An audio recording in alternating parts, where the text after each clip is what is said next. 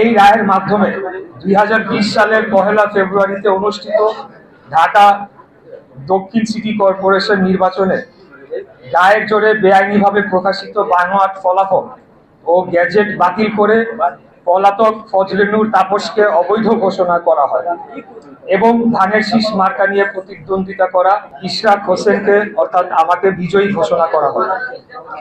এই রায়ের পরিপ্রেক্ষিতে 27 এপ্রিল 2025 সালে নির্বাচন কমিশন ইসি গ্যাজেট নম্বর ইশরাককে মেয়র হিসেবে আনুষ্ঠানিকভাবে স্বীকৃতি দেয়। পরবর্তীতে গ্যাজেট ও রায় চ্যালেঞ্জ করে রিট দায়ের করা হয়। আমি এখানে গ্যাজেটের যে রিট দায়ের করা হয়েছিল সেই সংক্রান্ত কয়েকটি তথ্য আপনাদেরকে পড়ে শোনাচ্ছি। 14 মে 2025 গ্যাজেট স্থগিত চেয়ে হাইকোর্টে রিট দায়ের। 22 মে 2025 হাইকোর্ট রিট খারিজ করে গ্যাজেট ও ট্রাইব্যুনালের রায় বহাল রাখে। 26 মে 2025 আপিল বিভাগ চেম্বার জজ লিভ টু আপিল ও স্থগিত আবেদন দাখিল করা হয়।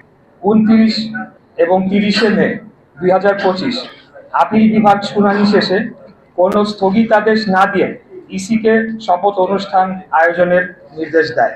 2 জুন 2025 পূর্ণাঙ্গ আদেশে পুনরায় নিশ্চিত করা হয় যে কোনো ইনজাংশন নেই। শপথ আয়োজনের দায়িত্ব বর্তমান আইনগত অবস্থা সম্পর্কে আপনাদেরকে একটু অবহিত করতে চাই। দলিল অথবা আদেশ। ট্রাইব্যুনাল রায় 27 মার্চ 2025 ইশরাক হোসেন বৈধ mayor. EC gazette 27 April 2025 tribunal রায় বাস্তবায়ন এখনো কার্যকর। হাইকোর্ট আদেশ 22 মে 2025 গ্যাজেট চ্যালেঞ্জ খারিজ, গ্যাজেট বহাল। আপিল বিভাগ আদেশ 2 জুন 2025 কোনো স্থগিতাদেশ নেই, শপথ আয়োজনের নির্দেশ বহাল। এই অবস্থায় সরকার এটিকে কোনো সমাধান না করার মধ্য দিয়ে একাধিক আইন ও সংবিধান লঙ্ঘন করেছে। এই পাঠটুকু আমি আর পড়লাম না, এটি আপনারা পরে পরবর্তীতে আপনারা দেখে নিতে পারেন। তবে এখানে সিটি কর্পোরেশন আইন 2009, সংবিধানের অনুচ্ছেদ 27, সংবিধানের অনুচ্ছেদ 31, সংবিধানের অনুচ্ছেদ 59-1, আদালত অবমাননা নীতি এবং দণ্ডবিধি ধারা 166/167 এই ধারাগুলো ভঙ্গ করা হয়। সারসংক্ষেপ, গ্যাজেট বৈধ ও কার্যকর। এটি বাতিল, রহিত বা আদালত কর্তৃক রহিত করা হয়নি।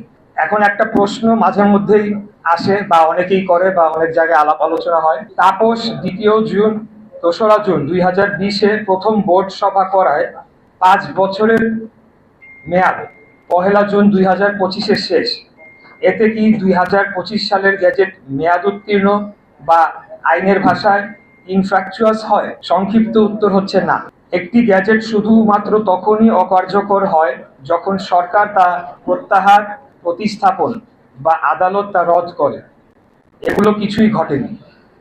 ইনফ্র্যাকচুয়াস ঘোষণা আদালতের নির্দেশ। যেহেতু প্রতিকার হিসেবে প্রতীকী শপথ, ক্ষতিপূরণ এবং ঘোষণা এখনো পাওয়া সম্ভব এবং বিষয়টি মুট, যেটি আদালতের ভাষায় হয়নি। ঢাকা দক্ষিণের সর্বস্তরের জনগণের যৌক্তিক আন্দোলন। আইনি বাধ্যবাধকতা পালনে স্থানীয় সরকার মন্ত্রণালয়ের গড়িমসি, হীন উদ্দেশ্য চক্রান্ত করে আইনি জটিলতা সৃষ্টি করা ও সর্বোপরি বাংলাদেশের সর্বোচ্চ আদালতের নির্দেশ অমান্য করার প্রতিবাদে ঢাকা দক্ষিণের ভোটাররা গত মে মাসের মাঝামাঝি থেকে রাজপথে নেমে আসে এবং প্রায় 1.5 মাস আন্দোলন চালিয়ে যায়। এই আন্দোলন চলাকালীন সময়ে বৈধ মেয়রের দায়িত্ব গ্রহণ না করার ফলে ঢাকা দক্ষিণ সিটির সর্বস্তরের কর্মকর্তা, কর্মচারী ও শ্রমিক কর্মচারী ইউনিয়ন এবং অন্যান্য ইউনিয়ন কর্মবিরতিতে যায়।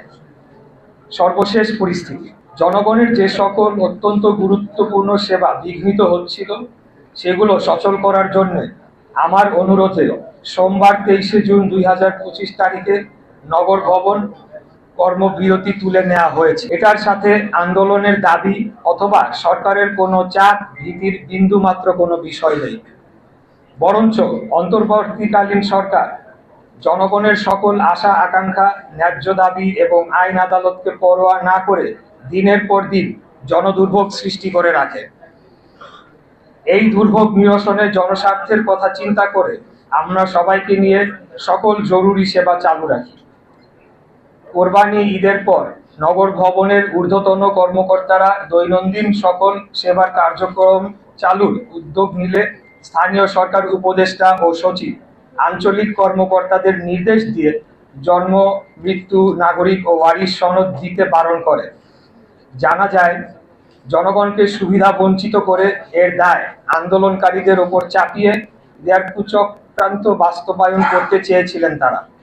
সেই চক্রান্ত রুখে দিতেই কর্মবিরতি তুলে নগর ভবন উন্মুক্ত ও আঞ্চলিক কার্যালয় সচল করা হয়েছে।